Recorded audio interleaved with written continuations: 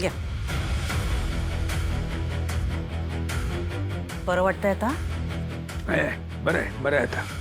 पण बरं वाटत असलं तरी काळजी घ्यायची आहे. हा, आराम करायचा आहे. आणि सगळ्यात महत्वाचं, कुठल्याही गोष्टीचं टेन्शन घ्यायचं नाही. माहितीये मला, तुम्हाला युवराजच्या वागण्याचं टेन्शन आलंय. पण तो म्हणालाय ना की तो चुका सुधारेल. शिवाय तुम्ही आणि कौशिकीने त्याला माफ केले म्हटल्यानंतर मला नाही वाटत की तो पुन्हा अशा चुका करेल. तसं झालं तर काय, आनंदच आहे मला. पण त्याच्याकडनं या अशा पद्धतीची अपेक्षा बाळगणं कितपत योग्य आहे कळत नाहीये मला. झालं आता, तो चुका सुधारायचं म्हणतोय, तुम्ही तिथेच अडकलात अजून. तुझं हे जे काही दिवा स्वप्न आहे ना ते पूर्ण होऊ दे. तसं झालं ना तर माझ्यासारखं नशीबवान बाप या जगात नसेल कोणी. मग असं समजा की तुम्ही आहातच नशीबवान. बरं, हा केदार कुठे आहे ग? काय बघतीस काय? घरात आहे ना तो? अनाथ आश्रमात गेलाय. आत्ता? म्हणजे जाताना भेटून नाही गेला तुम्हाला? नाही, कालपासून भेटलेलंच नाही मला. तारिणी सुद्धा आलेली नाही. आता याला कसलं नशीब म्हणायचं? नाही, तुम्ही किती जीव लावता, पण तुमची तब्येत बरी नसतानाही तुम्हाला भेटायलाही आले नाहीत ते. एरवी बाबा बाबा सगळ्यात मागे पुढे फिरत असतात आणि आता घरात राहूनही तुम्हाला भेटायला वेळ नाही आहे त्यांना. म्हणजे बघा, आता तुम्हीच काय ते समजा यातून. काहीतरी झालं असणार, नाहीतर असं वागणार नाहीत ते. केदार मला भेटल्याशिवाय जाणार नाही. काहीतरी खूप गडबडीचं काम निघालं असणार म्हणून. नाहीतर किमान मला भेटून तरी जातील ते. असं नाही होणार. बापाच्या नजरेतून बघताय ना, म्हणून तुम्हाला असं वाटतं. खरं सांगू का, केदारला ना वेळ नाही आहे तुमच्यासाठी. नाही, असं काही नाही ग. अरे काल इथंच होते दोघे माझ्या खोलीमध्ये. म्हणजे अहो, काल त्यांनी काय पराक्रम केला कळलंच नाही का तुम्हाला? अहो, नशीब युवराज आला वेळेवर म्हणून, नाही तर अनर्थ घडला असता. बेजबाबदार आहेत ते दोघे. कामासाठी रात्रभर घराबाहेर होते आणि तुम्हाला जे इंजेक्शन द्यायचं होतं ते द्यायलाच विसरले. नाही, हे शक्य नाही. असं होऊ शकत नाही. तुम्हाला वाटणारच की मीच खोटं बोलतेय, कारण तुमच्या लाडक्या मुलाला आणि लाडक्या सुनेला बोलते ना मी. Jain boss. Jain boss. Good afternoon team. अरे पुढे काय बोलणार आहे की नाही? Sorry sir. सॉरी? सर, गुलाबकडून मी सत्य वदवून नाही घेऊ शकले आणि त्याच्यामुळे तुमच्या पोस्टवर परिणाम झालाय. सर, हे माझं फेल्युअर आहे. टीम तारिणी, खबर पोचली तर. एनिवेज, माझी बदली होते याचं मला अजिबात वाईट वाटत नाहीये. आपण इतकी चांगली टीम मी सोडून जाणार आहे याचं मात्र नक्की दुःख होत आहे. तारिणी अफाट बुद्धिमत्ता असलेली ऑफिसर, टीम लीडर, ज्याच्या बंदुकीचा नेम कधीही चुकत नाही असा केदार, खूप ॲडव्हान्स डिव्हाइस कंट्रोल असणारा टेक्नो, टीमचं बळ आणि पाठीशी अनुभवाची शिदोरी असणारा नित्यानंद, फातिमासारखी बेधडक एनर्जी आणि कत्रीसारखं कमालीचं नेटवर्क. तुम्ही सगळे परफेक्ट बॅलन्स आहात आणि हा बॅलन्सच आपल्या टीम तारणीला मजबूत बनवतो. आत्तापर्यंत तुम्ही जी काही मला साथ दिली त्याबद्दल मी खरंच तुम्हा सगळ्यांचा आभारी आहे. Officer, tears are for enemies, not for us. अश्रू गुन्हेगाराच्या डोळ्यात आले पाहिजेत, आपल्या नाही. आणि तारिणी, सॉरी म्हणण्याची खरंच काही गरज नाही. तुम्ही आजपर्यंत माझ्या कमांड अंडर राहून जे काही केलं त्यासाठी मी खरंच ग्रेटफुल आहे.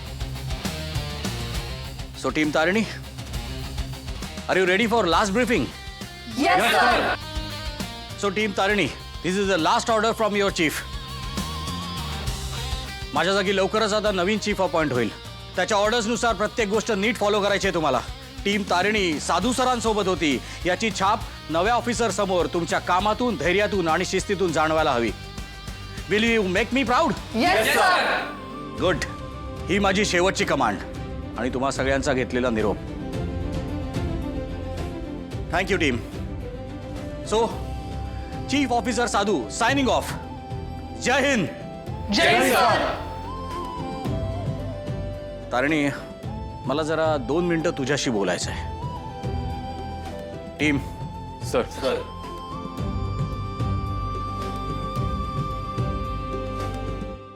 तारिणी, गुलाबच्या मरणाने एक ऑफिसर म्हणून जेवढं तुझं नुकसान झालंय ना, त्याहून जास्त एक मुलगी म्हणून झालंय याची कल्पना आहे मला.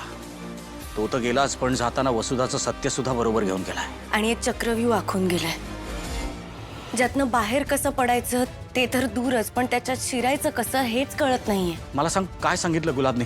त्याचे शेवटचे शब्द काय होते?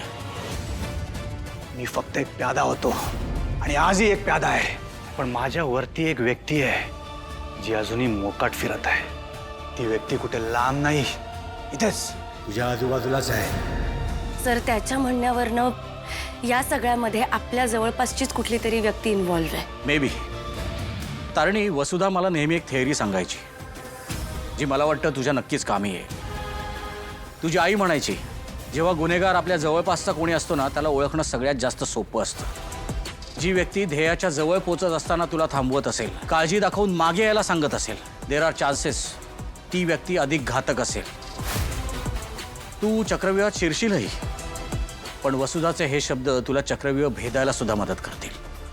मी ही गोष्ट कायम लक्षात ठेवीन आणि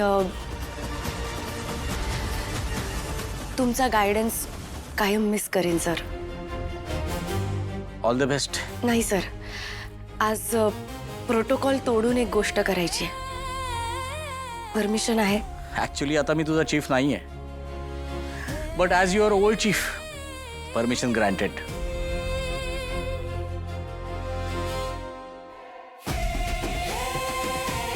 ऑल द बेस्ट तारिणी. भविष्यात तुला कधीही काहीही मदत लागली तर कधीही कॉन्टॅक्ट करू शकतेस. I am there for you 24/7. So officer Tarini, जय हिंद. जय हिंद सर.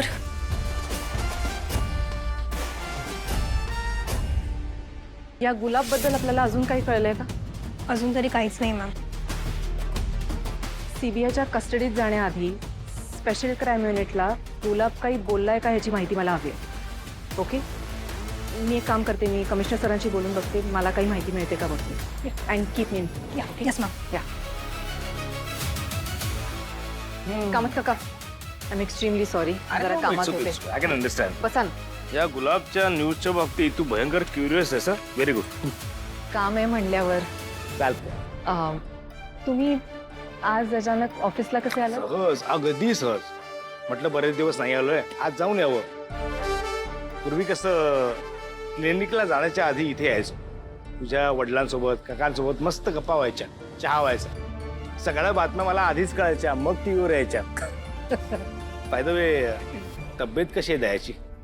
Better, much better. तुम्हाला खरं सांगू कामत काका, काल मला खूप भीती वाटली होती.